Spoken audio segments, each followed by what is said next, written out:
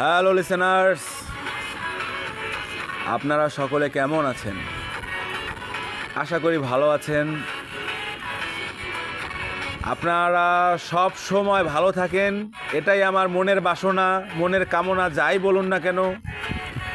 আপনারা সকলে ভালো থাকুন এবং একে অপরকে ভালো থাকতে সাহায্য করুন।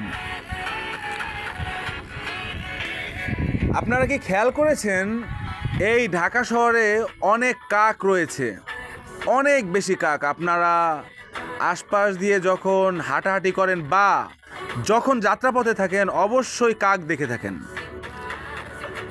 এই কাকগুলো দেখবেন সারাদিন ময়লার স্তূপের আশপাশে, ওখানে যদিও ময়লা রয়েছে, যদিও দুর্গন্ধ, তাও তারা ময়লার স্তূপের আশপাশে অপেক্ষা করে ওনরা কখন সেই ময়লাগুলো খাবে বা নিবে, বা তারা ওটা খেয়ে তাদের ক্ষুধা নিবারণ করবে। এক কথায় খাদ্য। আমি বলতে চাচ্ছি, ঢাকা শহরের প্রতিটি মানুষ কাক হয়ে গিয়েছে।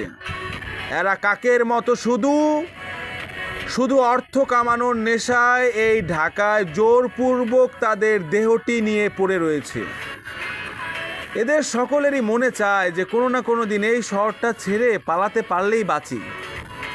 কিন্তু কি করব বলুন, সকলেরই টাকার প্রয়োজন। মাস গেলেই বাড়ি ভাড়া, ইলেকট্রিসিটি বিল, এই সেই নানান খরচ। ভাই, আমি আসলে এত খরচের কথা বলে আপনাদের আর ডিপ্রেসড করতে চাচ্ছি না। আমি জানি এগুলো নিয়ে আপনারা সকলেই ভাবেন, প্রতিদিনই এটাই ভাবনা যে আগামী দিনের খরচের টাকাটা কোথা থেকে আসবে।